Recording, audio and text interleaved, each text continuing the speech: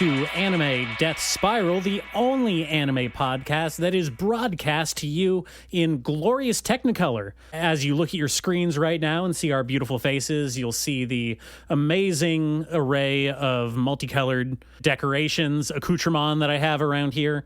Obviously, you're all enjoying it very much. You give me a lot of compliments on my room, on my setup here. Hey, do you think the brothers from Sinners went and saw The Wizard of Oz in Technicolor? That's a good question. That was 1939. It was pretty close, right? When was that movie? When did they say? Well, they said it at the beginning of the movie. It was definitely in the late 30s, I think. Wizard of Oz, I think, was later than that, actually. I just looked this up. Wizard of Oz was very famously 1939. I know this one for a fact because I dropped out of film school. Oh, look at the big brain movie guy over here. Yeah. Yes, 1939. Wizard of Oz is one of those things that, like, dorks really like to argue about. Like, it's not actually technically, like, it's not the first movie in color. I mean, it's not, but it was the first one that made a bunch of yokels. Here's another one. Here's another nerd. Well, I mean, if I can throw out another 1939 film. Oh, great. Hattie McDaniel was not allowed to go see Gone with the Wind, so does that answer your question? Yes. Yeah. That's true. Yeah. That's a true Hollywood story. Only a few years earlier, Fatty Arbuckle was standing trial for all of his heinous crimes. Mr. Arbuckle, how do you stand, or how do you plead? Fat, sir. It was the vampires, I swear to God. You wouldn't believe me. You wouldn't believe me. It was these goddamn Irish vampires. Listen, obviously, we both seen Sinners over the weekend. We thought it was great. We obviously now have a huge problem with Ireland. Sorry for the international tensions that are ramping up. That is partly our fault. It's, I don't blame the Irish. I blame the Mississippi Irish. It's like they said in Blues Brothers. Damn, I hate Mississippi Irish. Oh, man. Here's something. So, obviously, in celebration of the announcement that Studio David is coming out with JoJo Part 7, the anime. That's right, Steel Ball Run. Okay. We're all very excited about that. We're all very excited. America. Yeah. Speaking of old-timey America. Speaking of old-timey America. Where there's one Native American character who shows up early on and then kind of disappears as the story goes along. And, plays as a plot device to the blonde, blue-eyed protagonist. Yeah. Well, I guess JoJo is blonde in that arc. Mm-hmm. Well, is it JoJo or is it the Dio who's blonde? No, JoJo's blonde. Well, Dio is always blonde. They're both blonde. Speaking of blonde European vampires who suck. Fucking suck. Dork ass fucking. Sinners, but it's Dio. He would have to be so arch. I mean, he was pretty arch in the movie, but if Dio came over, he would not be quite as friendly. Listen, there's nothing more campy scary than singing like folk songs on a banjo. Dio would never play a banjo. He would never play a banjo. Are you sure about that? I am 100% sure. You seriously think Dio would ever touch a banjo? He would be like, that's peasant shit. I think that he would have a minion that's a banjo, and the banjo would have a stand that's, I don't know, maybe a horse or something. A horse stand? No, Dio is a piano player, a grand piano player, and he plays like Chopin. He plays Chopin, he plays Liberace. He's the piano man. That's what they call him, right? Absolutely. Or, I know you haven't watched Interview with the Vampire, but... Actually, I had. You did? The first episode. I went and watched the first episode, like, as soon as I got home from watching Sinners. I like Sinners more. You were like, I need more vampire? Oh, yeah. I'm like, okay, Southern vampires. That's a thing. That's a thing now. It's an established subgenre. Hey, black Southern vampires, too. Yeah. In the adaptation, he's black in that one, which is a great change, by the way. It really recontextualizes the entire story in a way that's better than the book. One of the things that I really like about the show so far. Yeah. I'm not sold on the guy who plays Lestat yet compared to Tom Cruise. Oh, I love him. That's because Tom Cruise is a legitimate, like, insane, dangerous person. I can feel the bloodlust coming off of his performance in earnest. He is wild. Oh, he tweeted how much he liked Sinners, by the way, this weekend too. So I thought that was nice. It was nice of him. Well, with Mission Impossible, right on the horizon. Yeah. But Lestat in that, he obviously at the beginning he is a honky, but also he plays like honky tonk at the local brothel, which is very very Sinners coded. Yeah. But as it goes along, he becomes like an 80s glam metal guy, which I think is so fucking cool. That is accurate to the series, Yeah. I don't know if you ever read all of those books, but yeah, I did not read that far. Yeah. No, he in Queen of the Damned, he's legit a goth rocker that like tours with The Cure and stuff. Yeah, which is cool. I mean, that is cool. And I'm very excited to see that in the show because the guy who plays Lestat, I do genuinely think he is really, really good. I think he is fantastic. Okay. All right. Yeah. He is so catty. It's great. It's great.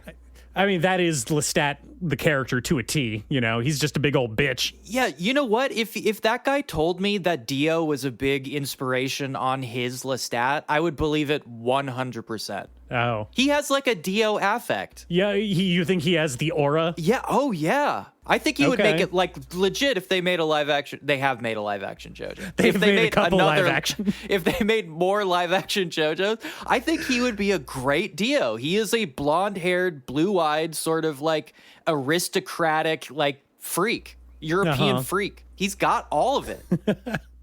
Well, I'm definitely going to check out more of the show. I like it so far. I was kind of iffy at the beginning with the recontextualization of the recordings, the actual interview with said vampire. Sure. Are like he's re-recording them in 2022 during COVID. I thought that was a little like, don't date yourself, man. Like, you don't need to do that. I know. It is kind of in that period where they were like, well, we can't get around it. We got to just barrel through. Do you like that he's kind of doing like an Anthony Bourdain thing? Yeah, that was my thought as well. Yeah, I know. Like, oh, come on, the man's dead. You don't need to take shots at him like that. I think he's good at it, though. I think he's actually really charming. He's got the voice down. He's doing the Anthony Bourdain voice. He is. And, I like Christian Slater a lot, but he is not that character, I think. No. In that movie. I know he's only in for 2 seconds, but I think the guy playing it in the show is much better. Yeah, I think he's fine. I like the show so far. He's no Mr. Robot. Hey, you leave... God, I wanted to call him Raffi. What's the actor's name? You mean Rami Malek? Yeah. Rami Malek. Rami Malek recently snubbed from the Until Dawn movie. I heard about that, yeah. He aged out. I also heard the Until Dawn movie isn't really an adaptation of the game, though. Oh, man, I'm excited to see it, though. It's going to be trash. Absolute fucking trash, but I'm excited. It was in development for like 4 years. That's not a good sign for a mid-budget horror movie. Oh, no. That's a video game adaptation. There is zero chance of it ever being good. Like, even in the conception stage, there was zero chance. But that makes me more excited, Uh-huh. Anyway, what I was trying to get at before I got to the Dio of it anime? all. Right, well, anime, specifically of course, yes. manga. I have started reading the color editions of JoJo's Bizarre Adventure in anticipation of the Steel Ball Run season. Speaking of stuff that I should be catching up on. So that's what I've been reading. I'm like halfway through Battle Tendency right now. Beautiful stuff. Love it. Oh, so you're not reading Steel Ball Run? No, I got to work my way up. You went all the way back. I went all the way back. Okay. Well, Steel Ball Run is widely considered in the fandom to be the best arc. So you should be excited. Which is crazy because everything that I encounter in JoJo always seems to be from the Joestar saga. But people say that critically, Steel Ball Run's everyone's favorite. So I am looking forward to getting to it. Well, hey, Johnny is a perfectly legitimate JoJo. I'm trying. I have controversial opinions about Johnny Joestar. About the setting change. What, the Wild West? Not specifically the genre or the actual setting. I think it's quite a decision to do the universal reset as a writing as a writing tool. That's JoJo season 6 was not my favorite ending of the JoJo seasons. Well, I think that, again, that is one of the reasons that people like Steel Ball Run so much is we are freed from all the baggage of having to bring these characters back again. You know, obviously people love Jotaro. Obviously, he's the official mascot of all JoJo stuff. Mm-hmm. But it's good to be free of the Jotaro yoke, to go back to a pre-Jotaro age and redefine what a JoJo can be, you know? Sure, and what if 2001 like kept going into a superhero movie about the Star Child at the end? Wouldn't that be cool? And the Holy Corpse. I mean, goddamn, you could not get away with that in early JoJo. Okay, collecting the parts of Jesus, that is, I do like it's that. It's the most baller also shit. Making Jesus a stand user. Yeah, it's the most baller shit ever. Like, honestly, it's like the most baller shit you can do with any piece of fiction. It'd be like, yeah, and then they're using Jesus Christ's knuckle bones to, like, level up. It's fucking awesome. And also, whenever the American president is the bad guy, like, it's just, perfect. That's why I'm very much looking forward to that game, American Showa story. Oh, yes. Yeah. I'm still not convinced that's real. I mean, I'm really hoping, but it the trailer is a fever dream, like, trying to describe it to somebody. Yeah. It looks it's like, too all right, good you to play be this true. girl who has, like, she has, like, a sensor, like a pixelated sensor always on her face, and she goes around the American Neo-West fighting the minions of the president. It's great. Yeah. The Showa West. Yeah. So that's been my recent forays into manga. Have you been reading anything? Well, of course. I'm always reading things. It's a foolish question, but I have to do it to set up the conversation, you see. I've, I'm reading all the regular stuff. I'm reading Chojin. I'm still reading that Love Eater Girls comic, which I just really like. I think it's really good. I love the whole deal. Yeah, that's great. Great premise. That's been on my list for a while. Since we talked about it, at least. It's wild. You should read it. I love the anti-rom-com, like anti-harem take. I think that's perfect. Yeah. There's something about the split tongue thing I just really like. The idea of constantly having to, like, almost like vampire bites on the neck to, like, constantly having to try to take a peek inside of somebody's mouth is really funny to me. But I'm reading all the regular stuff: After God, Chainsaw Man, Dan to Dan, which is in a weird spot, I have to admit. Dan to Dan, well, both Dan to Dan and Chainsaw Man, I think, are maybe starting to feel the pressure of their own weight behind them. You know what I mean? Yes, we are in a spot. And we've talked about it before on Chainsaw Man, but Dan to Dan is kind of getting to that stage as well. We're in a place where there are a lot of characters in Dan to Dan. The cast is bloating up like crazy. Mm-hmm, mm-hmm. You know, and the same thing, obviously, with Spy Family, which I'm currently on. I'm all cut up, and it seems like they're finally trying to move in a, like, narrative direction, which I'm excited about. We'll see how that plays out. I've been really feeling like, man, talk about a stalled out series.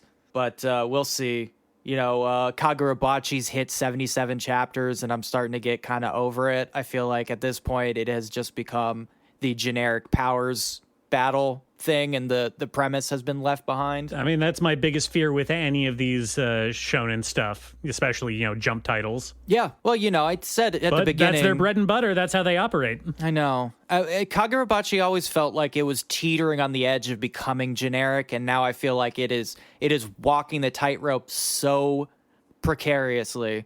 Still baffled at that this is the one that got all the hype. I mean, it's fine, but I don't know. It doesn't feel special in the way that something like Gachiakuta feels special, or even like Galaxius, which is the new one that's getting buzz, which I like much more. That's the one about people with dragon tails. Yeah. I remember you talking about that one. I don't know. I think that our particular tastes We are not, Katakawa's main money spending demographic that they're trying to cater to. 30-year-old white guys in America. Yeah, maybe not. And 2, people love edgy sword guys. It's a moneymaker. It'll always be a moneymaker. It's true. People love edgy sword guys. Especially if they have powers. Especially if they have cool scars on their face. And scars. Sick-ass scars. But the main thing is that, and this is always heartbreaking whenever one of my series wraps up, but Natsume Arata getting married. Natsume Arata no Kekkon, which I guess is marriage. Oh, are you one of those guys where you can't like an idol if they're married? Is that what you're doing here? Is this a weird projection thing? I'm actually, I like an idol more when they're married, because then it's like, okay, everybody calm down. All right. Well, calm down, guys. Hey, I thought we were all here for the music. Come on, people. Let's get it together, okay? Natsume Arata is well, no longer, but was previously the running serialization by Nogizaka Taro, who did Yureito, which was one of my absolute favorite comics ever, which was that insane gender bender, kind of like almost urban legendy Sherlock Holmes thing. Speaking of one of your shows you were mentioning earlier. Yeah. But it all about like this kind of trans man Sherlock Holmes and his like absolutely weirdo loser Watson in like a post-war Japan, traveling around trying to solve the mystery of like an inheritance. And it's just one of the most wild things I have ever read. And it is just really, really fucking great. And the amount of gender fuck that happens in that story, I think is just extremely unique and in the field of manga in general. But it is fantastic. And Natsume Arata is less daring in that way, but it is also very, very unique in the manga space. If you don't remember, this is the one about the Child Protective Services guy. One of his what do you call them? Cases? Clients? Cases, I guess. Cases. Not clients. Yeah. They're not paying for his service. They're not paying for his service. That's true. One of his cases is a boy whose father was murdered by what they call the Pierrot killer, which is this like this woman serial killer, right? Okay. It turns out that the kid was writing like letters back and forth with the woman. He goes like, to keep the kid away from the crazy serial killer, he goes like, okay, I'm going to go meet her and pretend I'm you. Like, I'll pretend like I was the one writing the letters. And if I talk to her, maybe I can help put all this to rest. Mm-hmm. Maybe I can get her to like, admit to the crimes and like reveal where she buried like your father, right? Sure. All that kind of regular kind of serial killer stuff. But when he gets there, in order to maintain contact, he has to pretend that they are lovers and that they're getting married. Okay. Because that's the only way to like talk to someone who's in prison, like if you're not their lawyer, right? Because she's on death row. Only spouses and lawyers. It's a ancient law going back thousands of years. Yes, exactly.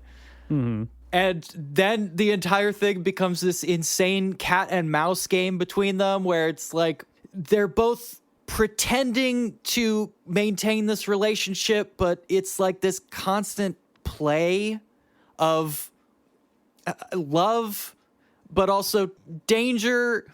And it's about like what happened to her and how they feel about each other, which sounds maybe less viscerally exciting than it is portrayed in the manga, but it is fucking bonkers, and it's insanely compelling, and it's really good. I think Nogizaka Taro is also like one of the most unique artists working right now, so that's also like an absolute treat. But it did just wrap up, and it ended very abruptly, but I think it's satisfying enough that I can like fully, wholeheartedly recommend reading this thing. Nice, brisk 56 chapters. You can get through this in a weekend. Oh, that's not bad at all. Absolutely. And it is super worth it. But my heart breaks because this was one of my favorite series, and now Now it's over. Now I just have to read the other 15 things that I'm currently reading. Including another series called MPD Psycho, that it is just straight up like a 90s grindhouse multiple personality detective story, which is just fucking oh god, it's so 90s Fox primetime. Hell yeah. Hey, we got some Prison Break going on here. It is in the same vein where it's just like a fever dream bullshit. But yes, that's what I've been reading. Okay. Well, other than JoJo, like I said, I have not been reading a lot of manga besides my standard stuff, which is mostly Dan to Dan. And pervert shit. Yeah, and a slew of pervert gyar shit. And just your regular pervert shit. Yeah. What I have been doing is continuing this show's mission of carrying on reviewing the shows of spring 2025 in anime spring 2025. As we all know, it is the season of the witch. Season of the witch. Season of the witch. Just like Halloween 3, we're Halloween 3ing all over the place, putting on those pumpkin masks. Unfortunately, that it's not October, but I'm willing to overlook that minor discrepancy. Yeah, coincidentally, another movie about evil Irish people. That's true. I kind of assume like Australia, Japan has like a reversed schedule where October is like in the summer over there. Is that right? Yeah, no, that makes sense. Yeah, they do a full-on summerween kind of thing. Summerween, exactly. Yeah. So we've watched Witch Watch so far. Each of the Witches next season, that got a anime confirmation. Yep, that's coming out. Also, another one that's like bafflingly popular to me. Mm-hmm. And I went and checked out the first episode of Once Upon a Witch's Death. Now, before I get into this, I want to prime you with a question here. Are you familiar with the late 90s Nickelodeon live-action TV show 100 Deeds for Eddie McDowd? Is that something that's similar to like My Name is Earl? Kinda, yeah. It was about 100 Deeds for Eddie McDowd was about a Stephen King bully, slick back hair, piece of shit, leather jacket wearing, like no good son of a bitch going around, kicking little kids and spitting on their ice cream and giving mean looks to old ladies. Hell yeah. You know, the whole gamut. The whole gamut. The gamut. The gamut? Yeah, the whole gamut. The whole gamut. Okay. Yeah. So what was the whole gamut? Well, you see, he was such a piece of shit that he got cursed by literally God. So it is an explicitly Christian show. God was cursing a lot of people in the 90s on TV. Yeah, all over the place. Yeah, you remember Early Edition? Oh, yeah. Dude, do I remember Early Edition? Come on. Early Edition, baby. Oh, that was a good one. Get tomorrow's newspaper today. Yeah. Hell yeah. What a weird curse. God is like up to freaky shit in the 90s. The Early Edition guy, he was in those Godzilla movies, the new ones. Was he?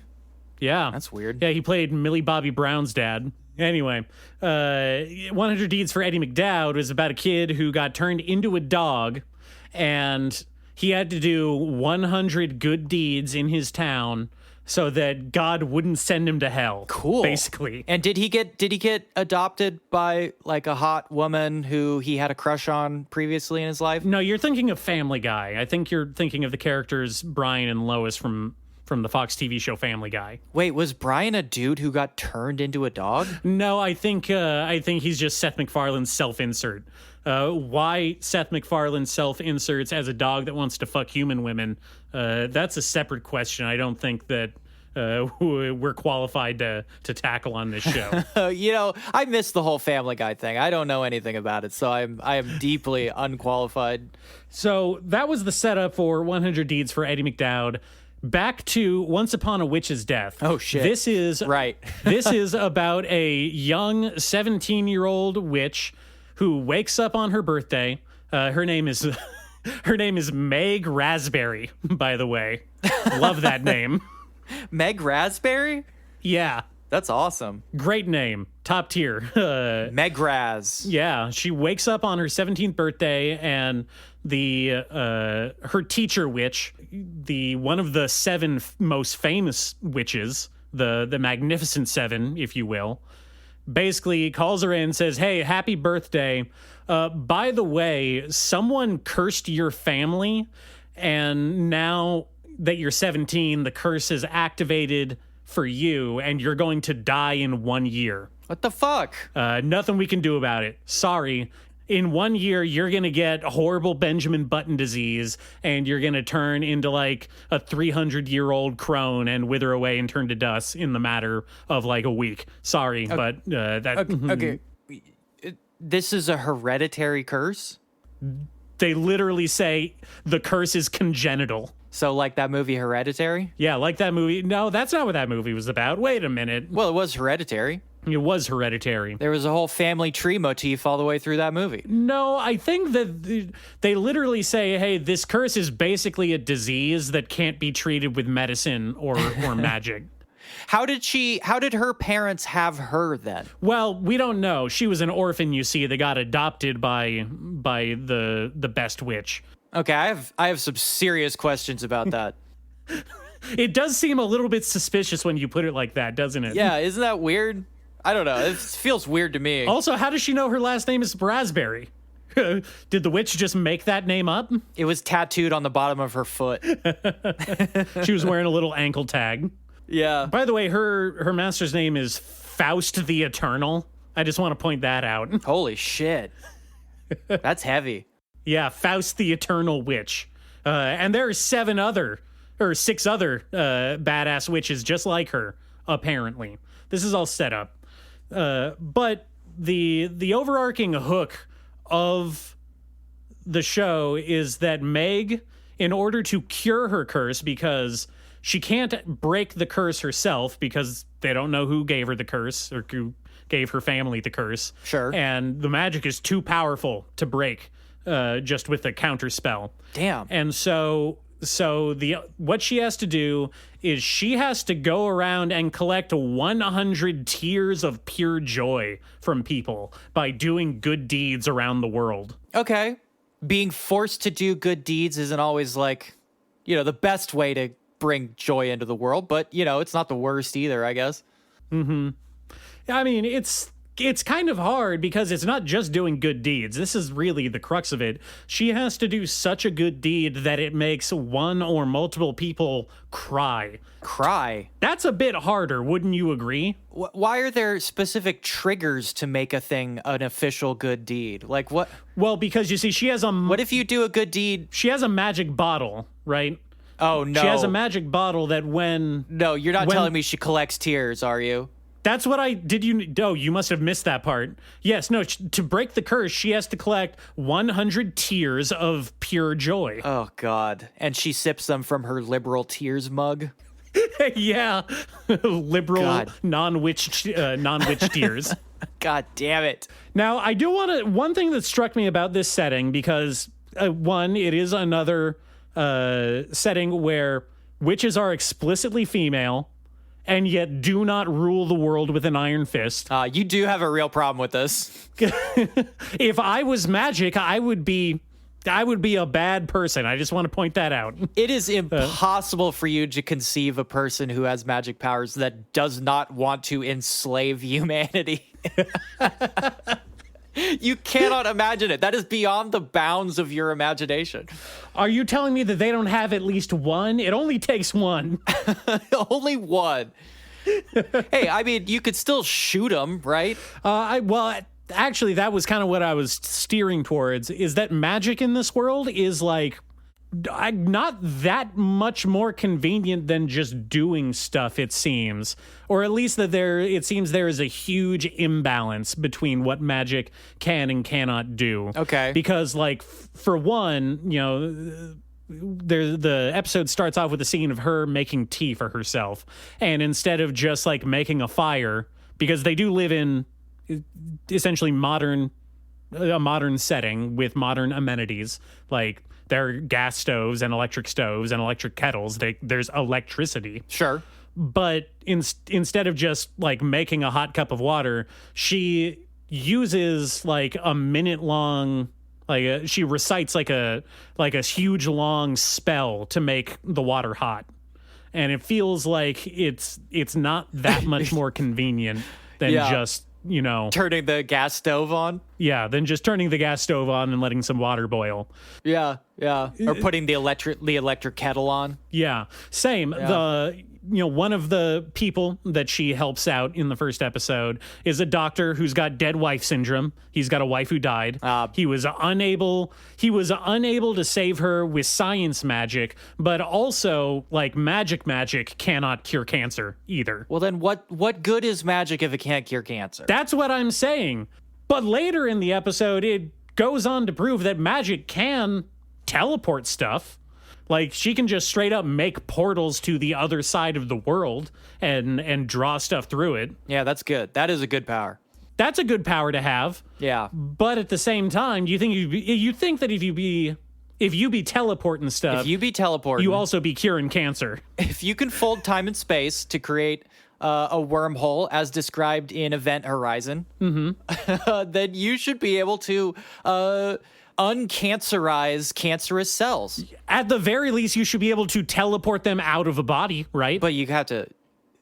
The body does need the cells. I mean, I'm you could sure teleport the tumor out. Yeah, you could teleport that out.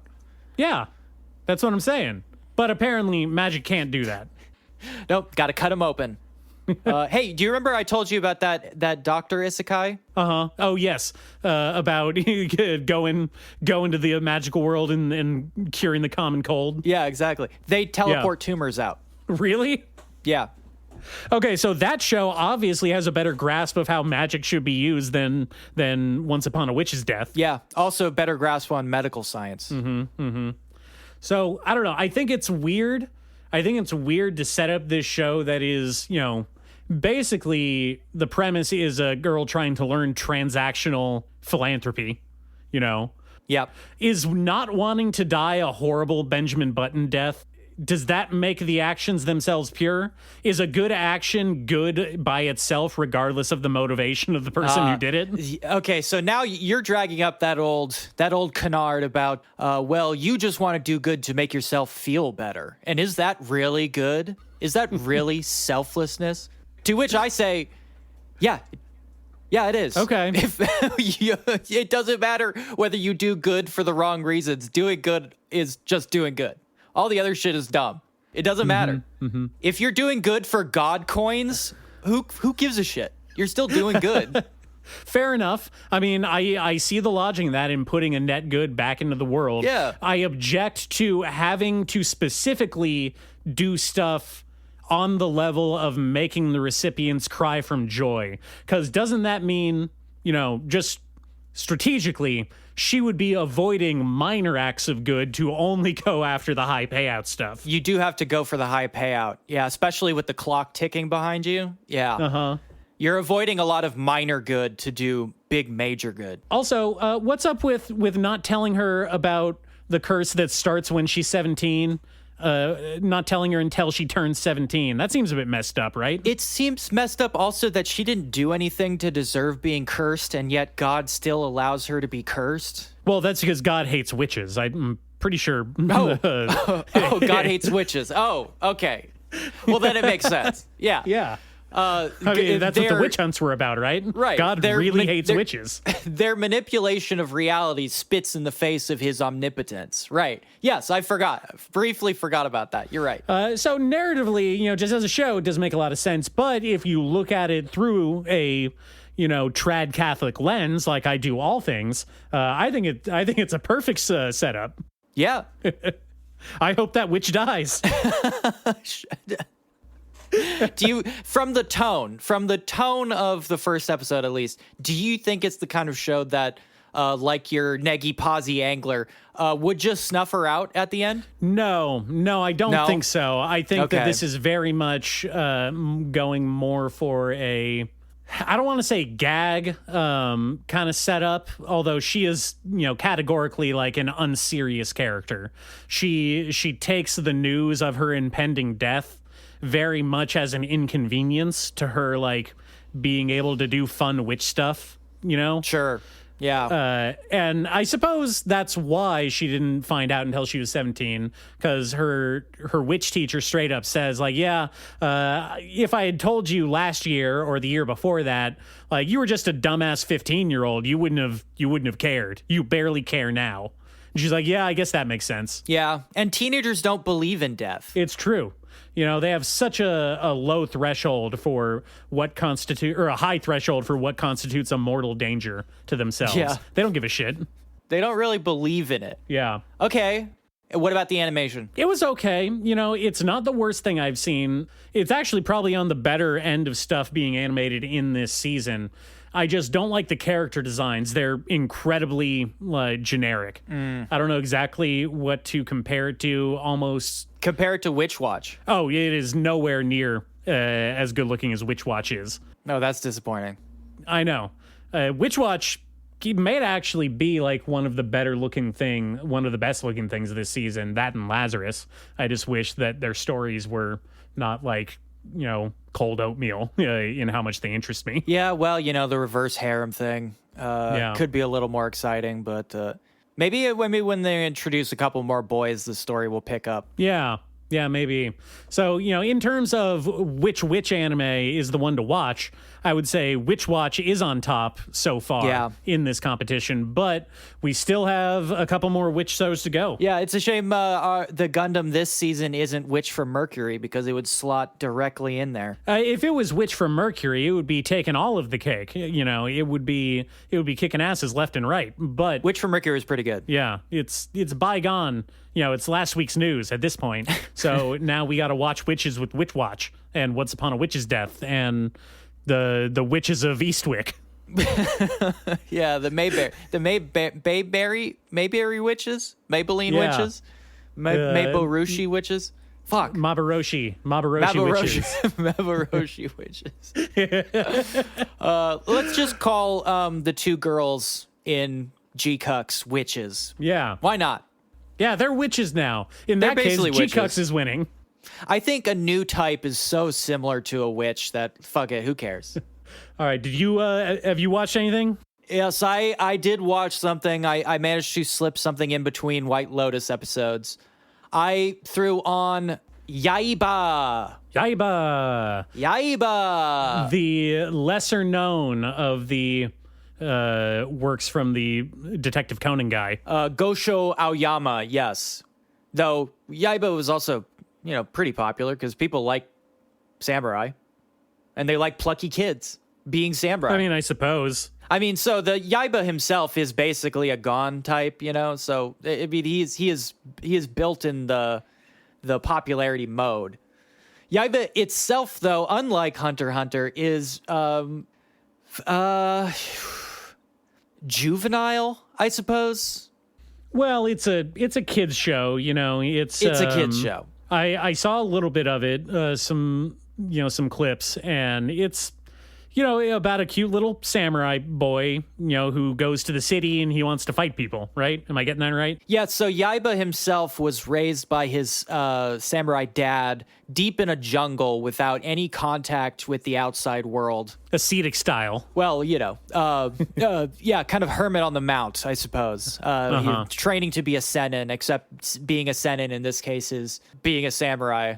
Whatever he thinks a samurai is, I'm still a little confused on that. I mean, is it a modern day setting? Yeah, it's modern day setting. So I feel like maybe samurai is not so much of a classification anymore. I think whenever he sees a guy in a kimono with a practice sword, he just assumes that's what a samurai is. So just a sword guy, basically. A sword guy. Any sword guy. Yeah. Any sword guy, a samurai. Any sword guy, a samurai. Every time he sees something that even looks like a sword, he's like, I think that's a samurai. You got samurai out here? Yeah, I don't know. I guess, you know, what is a modern samurai? It's just a guy with a sword, right? Wait, does that make me a samurai? I own a sword. You own a sword? Is it a two-handed sword? It's a three-handed sword. It's a three-handed sword? Yeah, it's one of them bastard swords. Yeah, you're a berserker then. A claymore. Berserkers can't be samurais. Oh, fair enough. I mean, that is what Berserk taught me. Guts isn't a samurai. No, but samurais can be vagabonds. Absolutely. Well, that's a ronin. Let's get that clear. All right. Vagabonds are Ronin. Okay, all right. Yeah, Yaiba is not yet a samurai, but he's also not a Ronin. He's a little child who carries around a practice sword and just hits basically anybody he wants with it. Oh, so he's a punk. He's just a little son of a bitch. Yeah, because he doesn't really know anything about society. So there's a lot of like culture clash humor in it, and which is mostly harmless, except that he does tend to molest every girl he sees, which I find like to be that. very uncomfortable for a kids show. Okay, He walks in. There's one girl. There's like a heroine, and within like the first 15 minutes of the show, he does sneak in on her while she's like changing in a locker room. classic. Yeah, I don't like it, but classic move. I guess not sneak. He just goes in there. Oh, he just walks in. Yeah, and then he wolf whistles at her. Yeah. Now, let me ask you this fish out of water kind of character setup where you have a Goku, a martial arts kid who has no context for the great world, the greater societies of the world. Yeah. Outside of his little training regimen. Is there anything that this does better than what like Ranma 1/2 did with this setup? Because it sounds like Ranma 1/2, but without the fun like gender bending stuff and more just being a little weirdo creep who spies on girls where they're changing. No, I mean, it doesn't do anything better than Ranma in any way. Ranma fucking rules, and Yaiba's just kind of the same gag over and over again, where he wants to hit strong people with his sword, and he doesn't really understand social conventions. So he tends to just wander around hitting people with his sword. Yeah, it sounds like he was really the author was really putting in his B plot effort on this one compared to Detective Conan. Detective Ronan. Yeah, Detective Rodan. I'd read the shit out of that. Yeah, that would be pretty rad. There is an entire plot. I mean, this thing did run for a long time. There is an overarching plot where there's a destiny sword and there's like a fated rival. And the fate of the world is at stake at some point, but it's not really that important at the beginning of the series. This beginning of the series is just this kid hitting people with his sword and not knowing what women are. Huh. It's pretty much it. Yeah, you think it'd be a pretty important thing for his dad to teach him. I think that's one of those things dads are supposed to teach their kids. His dad is a piece of shit. So his dad is okay. Well, that makes sense. He is an absolute fucking loser. His dad immediately dumps him on some random guy and then splits as soon as he gets to the city. Yeah. What a dog. Yeah, he fucking sucks. He is the very definition of a deadbeat. But he's good with a sword, so Yaiba still looks up to him. Well, sword guys are king. I gotta say. Nothing beats a good sword guy. In the world of samurai, a sword guy is king. Hard to argue with that. All right. Let's wrap up with the last thing that I watched for this week, which was just baffling, to be honest. The more it unveiled itself as I watched the episodes. Yeah. So I've been on a Sherlock Holmes kick. So this one caught my eye. This is the Mononoke case logs of Chizunji-Sensei, he just solves all the mysteries. He just solves them. He solves the mysteries. That's the name of the show? He just solves all the mysteries? He just solves all the mysteries. That's the name of the show, yeah. That's in the title of the show? He just solves all the mysteries? Yep, they're laying it all out front. Yeah, this is a mystery show, episodic mystery show about a detective, and he solves them. Boy, howdy, does he solve all the mysteries. He solves all of them, one at a time or just in one go? Well, so Watson style, these are being presented in past tense of an older Detective Chizunji, looking back on the memoirs of his life and recounting these tales to the viewer, in the form of diary entries. Thus, the Mononoke case logs in the title. I see. Okay. I don't know if he put in the subtitle himself of he just solves all the mysteries. He just solves all the mysteries. It seems a bit self-serving, if you ask me. It's Journey. Yeah, it is Journey. It's Journey. It's Journey. It's mystery. He solves them all.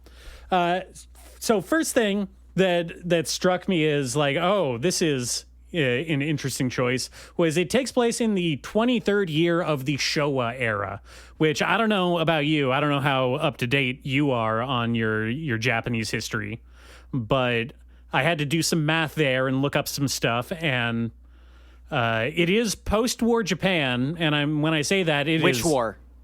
The biggin. So the really big one. The WW World War II. I know Battle of Sekigahara.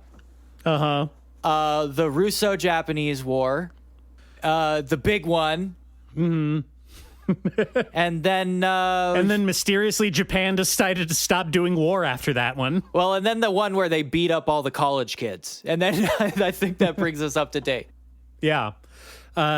This takes place in 1949. Wow. So quite literally right after the World War II. Right after. Okay, gotcha. People are still really bummed out. And it centers around our central character, who is a Sherlock Holmes. He's a Sherlock Holmes type. Notably, not the cool drug-doing type. He is not doing cocaine or opium or any of the fun stuff. They can't keep getting away with this. They cannot keep getting away with this. If you're going to do Sherlock Holmes, you got to do the whole thing. You got to do the whole thing. I'm tired of this. Walking pharmacology. He's in there making his own drugs sometimes. I don't care if you're a Ron Kamanahashi or you're a Kendaichi, any of these guys. Walk the walk, okay? Mm-hmm. I'm sick of this. And he is the new Japanese literature teacher at the local high school in Saitama Prefecture. Okay. Now, he is really more of a co-protagonist or maybe even a deuteragonist because the central plots of each episode are kind of centered around the various school like myths and ghost stories that you see pop up a lot. You know, Smiling Lady, Ghost in the Library. Slipmouth Woman. Yeah, Slipmouth Woman. Hanako-kun. Yeah, Toilet Paper Ghost. Toilet Paper Ghost? Yeah. Yeah, you've never heard about that one? The red paper, blue paper? No, I thought you just meant Hanako. No, there's multiple toilet ghosts, as we come to find out. I hate this. I hate it. God, I hate this. And so the game loop, if you will, is a ghost story, rumor, what have you, urban legend will pop up at this school. They make a note of saying that the main female lead is one of his students, and she is a second-year high schooler in the sense that this is the second year that Japan has had like a Western-style like school, like public school system. Quite literally second year. Yes. Got it. And he will go about investigating this rumor, this ghost story at the school, prove that it is some kind of either exaggeration or a trick of the eye. He will Reddit Fedora tier logic his way out of anything. He's just looking at things going, swamp gas, swamp gas. Yes, exactly. But here's the hook, is that he believes all of his students are such dum-dums that they need these myths or else they're going to go like full socialist, like logic brain. They'll fall to communism without their local folklore. I see. He's afraid of ripping the whimsy out of these children who have just survived a horrific war. Exactly. Gotcha. And so that's where our female lead comes in, who acts as his Watson, more or less, except that instead of chronicling his mysteries, her job is to pretend to be a paranormal investigator / exorcist, so that when the ghosts disappear, there is a reason for the students to latch on to as to why the ghosts are no longer there. And that is because she exorcised them with her ghost powers. Oh, she's an onmyoji. Yes. Cool. But not a real one. He just tells people that she is to explain away why the ghost stories stopped happening. Gotcha. Yes. Yeah. Okay. All right. Kind of, it sounds charming in its own way. I wish I could say something other than like it's not very inspired. It has the potential to be very charming, to be funny, to do like gags. Sure. It doesn't. It plays everything mostly very straight for the most part, except like its one concept of a joke so far seems to be people being like, hey, you're that really cool ghost exercising student, right? You've got to help me. And she'll have some kind of personal, like, oh, it's so tough pretending to be a paranormal investigator / exorcist. I wish people would just understand that it's the teacher doing all of this stuff. Gotcha. But I have to keep up this charade. It's not that hard, though, right?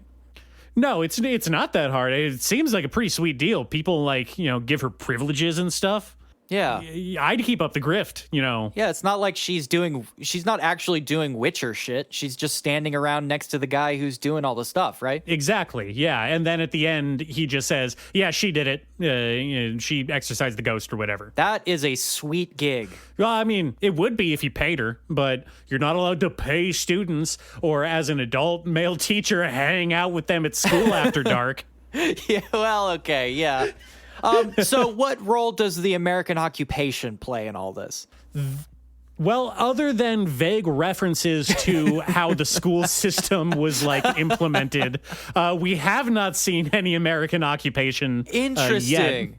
Oh, interesting. Okay. I am waiting for the episode where someone asks her to do a seance for all the people that died in Hiroshima. Oh, Jesus.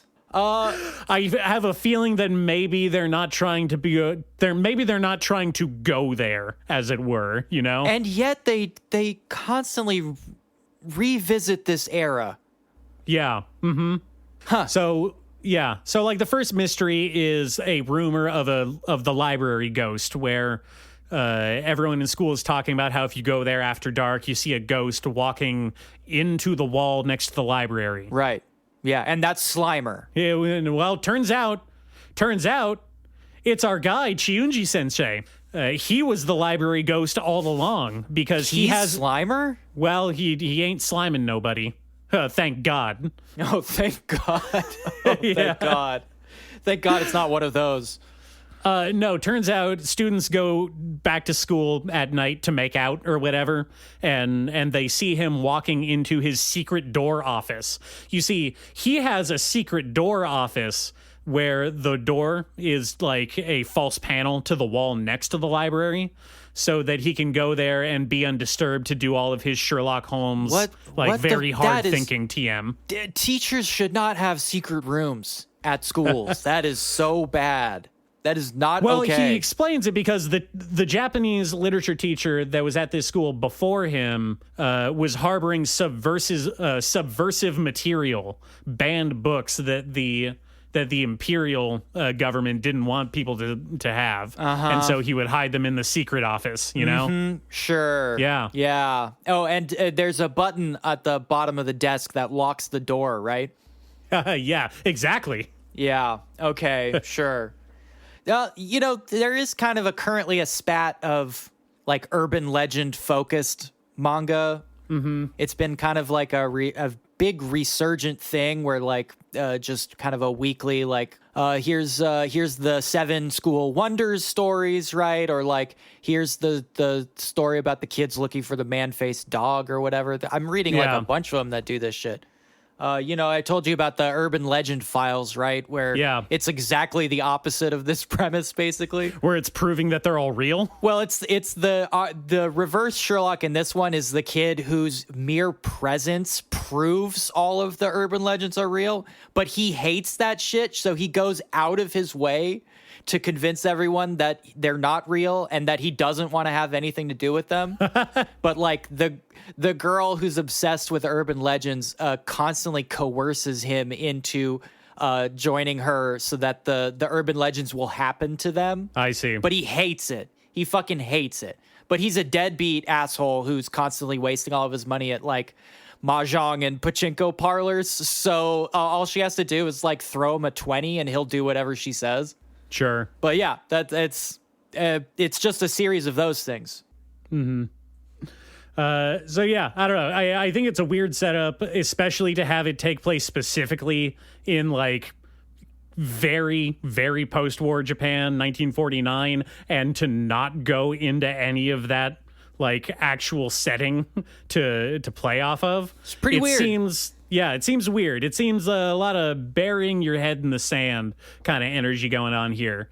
Don't look at the military bases. Don't look at the planes. We're just talking about yokai. Yeah, I guess I just don't understand why you would choose that era of all time periods. Am I missing something? I don't know. I think maybe it more has to do, if I had to take a guess, it has to do that all of the mysteries, all of the ghost stories they're addressing are stuff that is very specific to like a school setting.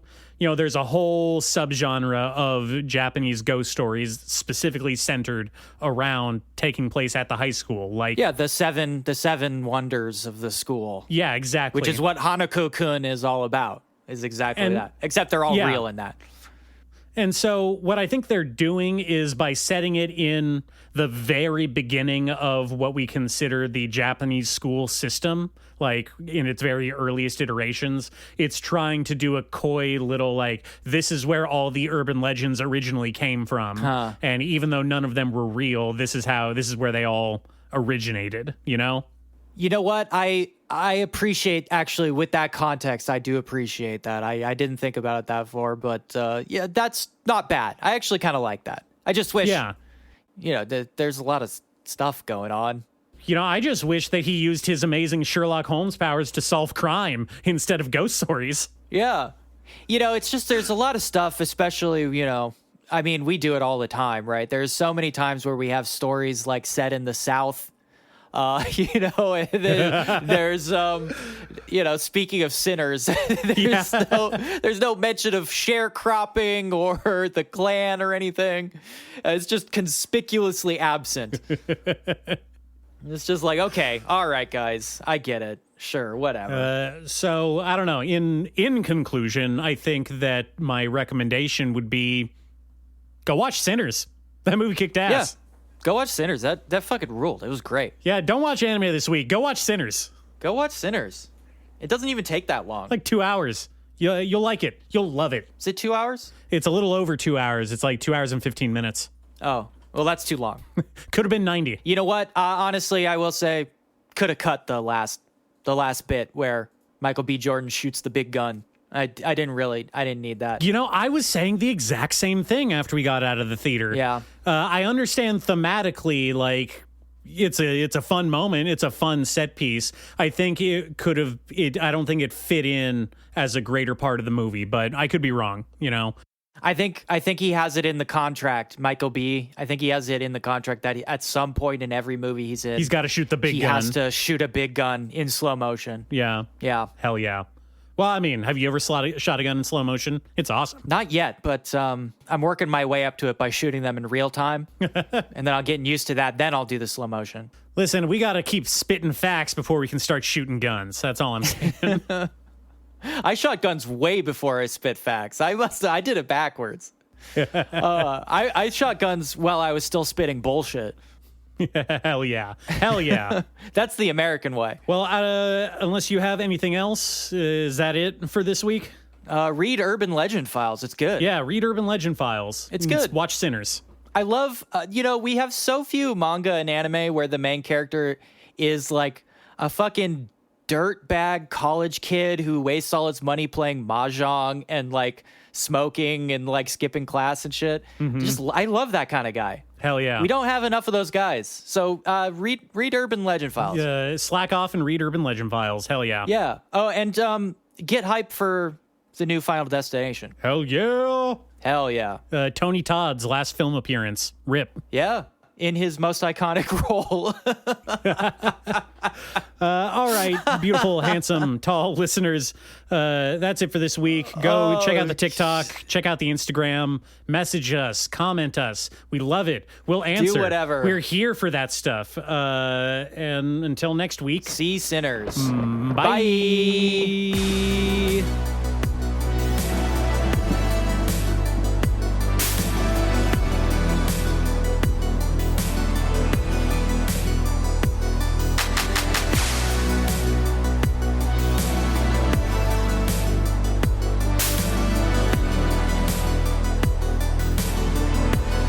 I'm actually kind of heartbroken because this is like one of the best things that's running right now, and I don't even know what I'm gonna read now.